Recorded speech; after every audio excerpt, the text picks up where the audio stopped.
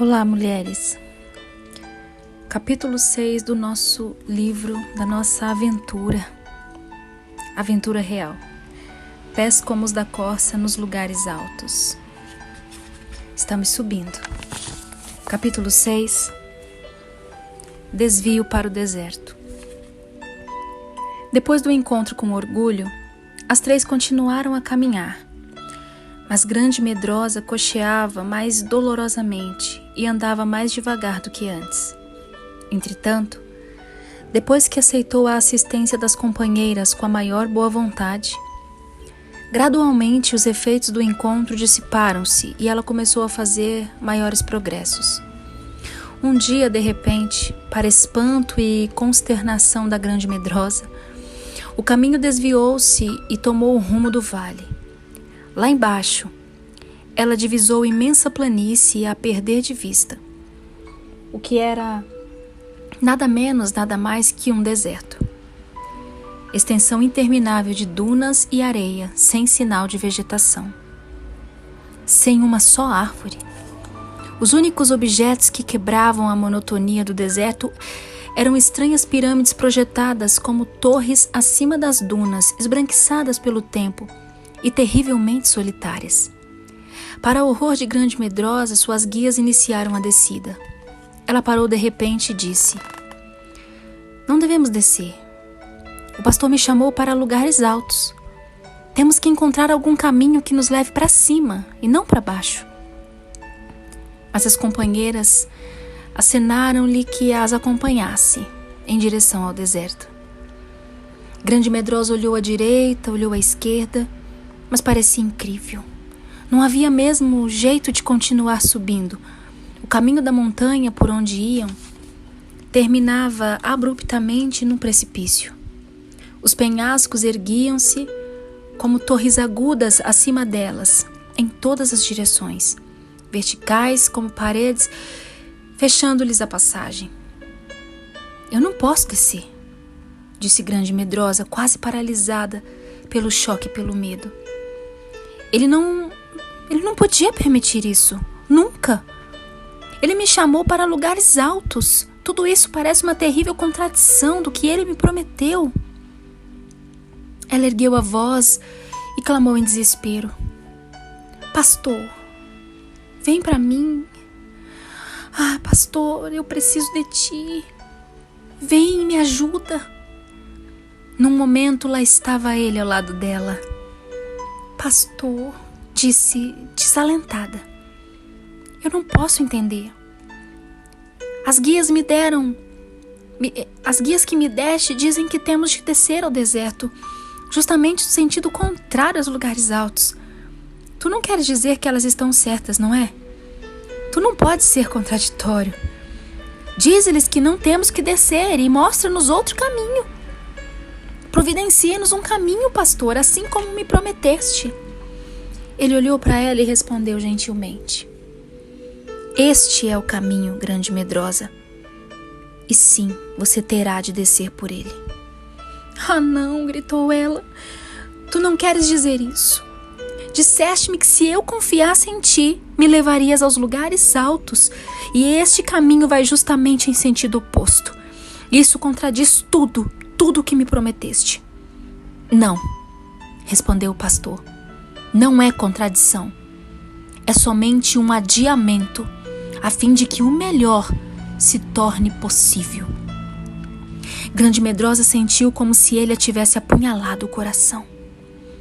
"Queres dizer, então", continuou ela incrédula, "queres realmente dizer que eu tenho de seguir este caminho para baixo, até o deserto, longe de montanhas, indefinidamente?" Pois havia um traço de angústia em sua voz. "Levará meses, anos talvez, até que o caminho nos leve de novo às montanhas." "Ah, pastor, queres dizer que é um adiamento indefinido?" Ele curvou a cabeça em silêncio e Grande Medrosa ajoelhou-se aos seus pés, quase esmagada pela dor. Ele a guiava para longe dos desejos do coração dela, sem fazer-lhe nenhuma promessa acerca do tempo em que a traria de volta. Enquanto ela olhava o que lhe parecia um deserto sem fim, O único caminho que ela podia ver levava para longe, para bem longe dos lugares altos. E era todo deserto. Então ele falou tranquilamente: Grande medrosa, você me ama ao ponto de aceitar o adiamento e a aparente contradição da promessa e descer comigo ao deserto? Ela continuava ainda ajoelhada aos seus pés, soluçando, como se o coração lhe fosse partir. Mas agora, olhando-o através das lágrimas, tomou-lhe a mão e disse trêmula: Sim, eu te amo. Tu sabes que eu te amo. Me perdoa. Por eu não conseguir dominar as lágrimas, eu irei contigo ao deserto, para longe do que me prometeste, se é esta tua vontade. Mesmo que não possas contar-me a razão dessa descida, eu irei contigo, pois sabes o quanto eu te amo. Tu tens o direito de escolher para mim qualquer coisa que seja do teu agrado. Era bem cedo de manhã, e lá em cima sobre eles tremulava, sobre a silente expansão do deserto, a jovem lua crescente cintilava como joia. Antes de partir, Grande Medrosa construiu seu primeiro altar, uma pequena pilha de pedras quebradas, e então, com o pastor em pé ao seu lado, ela depositou no altar sua trêmula e rebelde vontade. Um pequeno jato de chama vindo de algum lugar, num instante, nada mais deixou no altar que um punhado de cinzas. Para ela, a princípio, foi o que pareceu, cinzas e nada mais. Porém, o pastor mandou-lhe olhar com mais atenção e ela viu entre as cinzas uma pequena pedra escura, aparentemente comum. Apanhe essa pedra e guarde-a, disse o pastor gentilmente. Será um memorial deste altar que você edificou e de tudo o que ele significa. Grande Medrosa tomou a pedrinha no meio das cinzas, mal olhando para ela e sentindo que até o fim da sua vida ela não precisaria nunca mais de um lembrete daquele altar, pois como poderia um dia esquecer-se dele, ou se esquecer da angústia daquela primeira rendição? Mas ela colocou a pedra numa pequena mochila que recebera das mãos do pastor e carregou-a com cuidado. Logo começaram a descer. Grande Medrosa, ao dar o primeiro passo, começou a sentir a emoção da mais doce alegria e conforto que emanava da presença do pastor. Ela não teria somente tristeza e sofrimento por companheiras, pois ele também estava ali. Assim que começaram a caminhada, ele começou a entoar um cântico nunca antes ouvido por Grande Medrosa. O cântico soava tão doce e confortante que a angústia dela começou a desaparecer. Era como se a canção lhe sugerisse, em parte, a razão do estranho adiamento de todas as suas esperanças. E esta era a canção. Jardim fechado. Jardim fechado, amor és tu. Ninguém teus frutos pode comer. Manancial fechado, selada fonte. Pomar com frutos sem igual és tu. Ó vento norte, levanta e vem. Ó vento sul, acorda também. Meu jardim assoprem, fazendo espalhar doces perfumes cheirosos no ar. Cantares 4, 12-16. Eles alcançaram o deserto, surpreendentemente rápido, porque apesar do caminho ser escabroso, Grande Medrosa descansava no pastor e esquecia-se de sua própria fraqueza. Ao fim daquele mesmo dia, eles chegaram às pálidas dunas e caminharam em direção a uma cabana construída à sombra de uma das grandes pirâmides. Ali resolveram pernoitar ao pôr do sol, quando o astro-rei parecia arder em fogo na orla ocidental do deserto. O pastor conduziu Grande Medrosa ao pé da pirâmide. Grande Medrosa, disse ele, todos os meus servos a caminho dos lugares altos tiveram de fazer este desvio pelo deserto. Isto é chamado o fogareiro fumegante do Egito, e grande pavor e cerradas trevas. Gênesis 15, 12-17. Aqui eles aprenderam muitas coisas sobre as quais nada sabiam. Abraão foi o primeiro dos meus servos a percorrer este caminho. Essa pirâmide estava já esbranquiçada pelo tempo quando ele a viu pela primeira vez. Então passou José com lágrimas e angústia de coração. Olhou-a também e aprendeu a lição do fogareiro fumegante. Desde esse tempo, uma sucessão sem fim do meu povo tem passado por aqui. Tem vindo para aprender o segredo da realeza, e agora é a sua vez, grande medrosa. Você faz parte da fila da sucessão.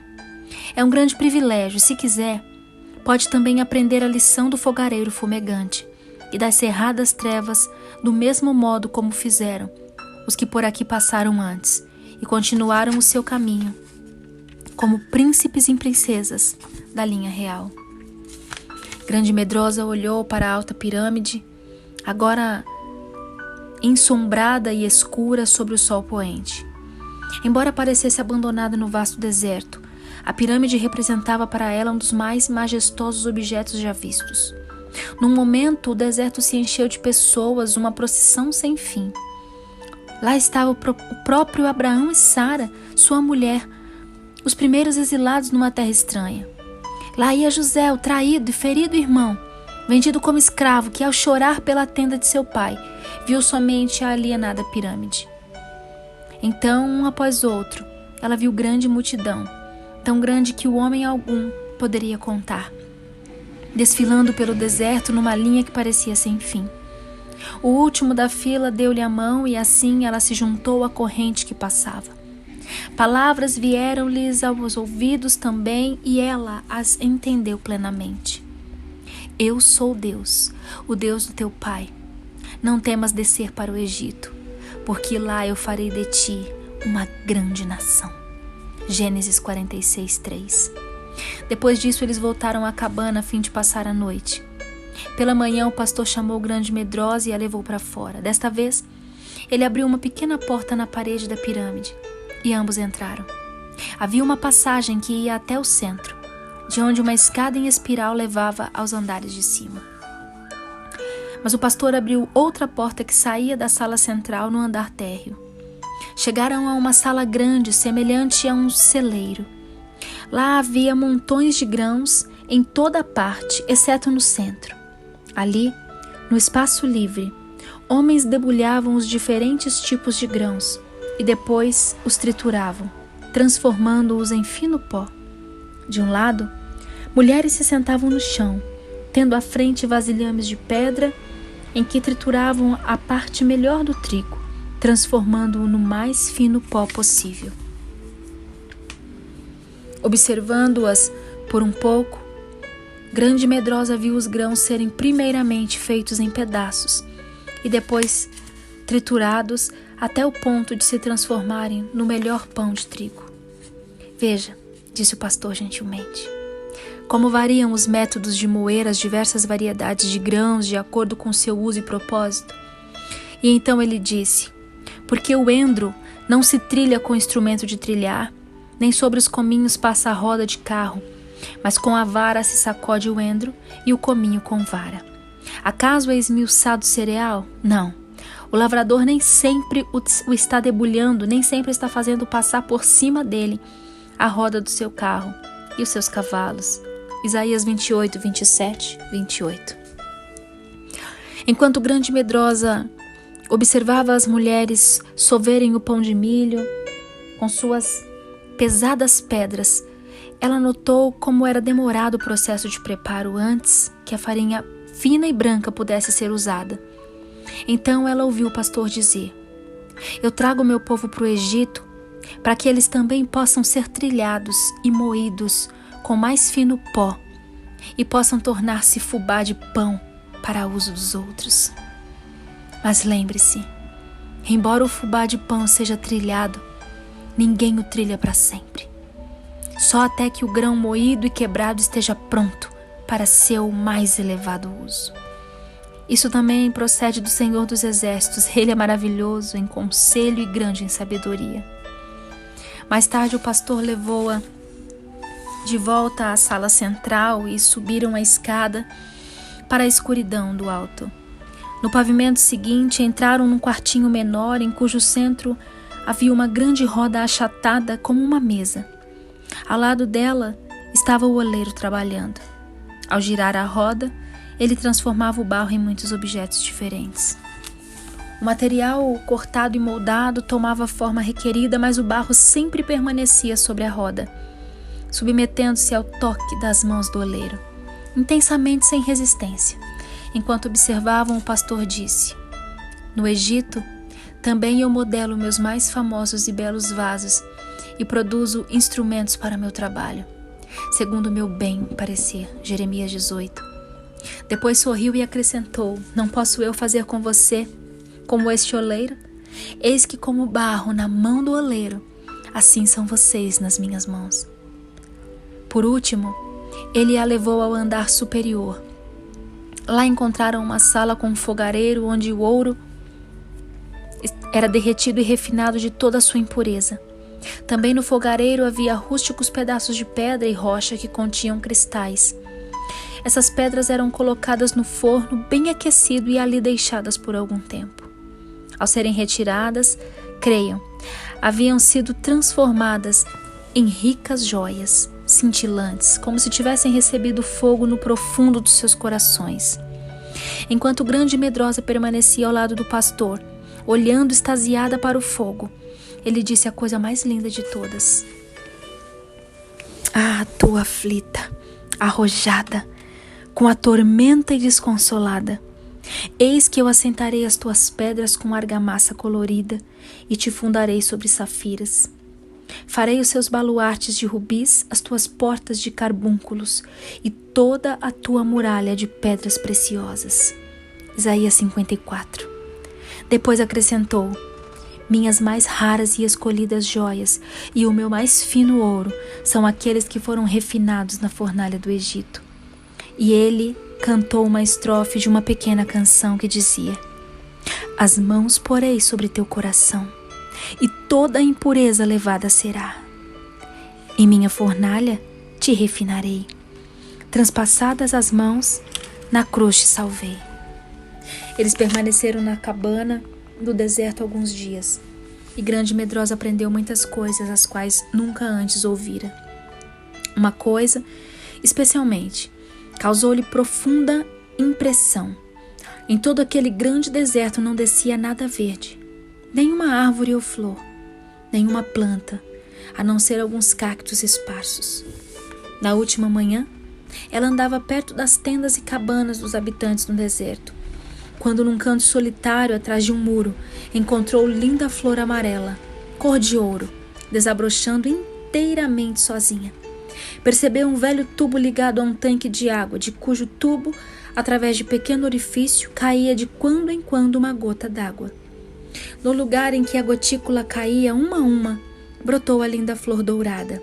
Apesar de grande e medrosa não entender de onde a semente teria vindo, pois lá não haviam pássaros nem outros seres viventes. Ela parou ao lado da flor solitária e bela. Ergueu-se esperançosa e com cuidado, debaixo da gota d'água, exclamando com ternura: qual o seu nome, pequena flor? Nunca vi antes uma igual a você. A delicada flor respondeu em um tom tão dourado quanto ela própria: creia-me, meu nome é Aceitação com Alegria. Grande e medrosa pensou em todas as coisas que havia visto na pirâmide: a tritura dos grãos, a roda do oleiro e o fogareiro fumegante. De algum modo, a resposta da florzinha dourada que crescia sozinha na imensidão do deserto tocou seu coração, e nele ecoou suavemente, confortando-a sobremaneira. Ela disse a si mesma: ele me trouxe aqui contra a minha vontade, para o seu próprio propósito. Eu também olharei a sua face e direi: creia-me, eu sou a pequena serva Aceitação com Alegria. Ao dizer estas palavras, curvou-se, apanhou uma pedra que estava ao lado da flor e colocou-a na mochila, junto à pedra do primeiro altar.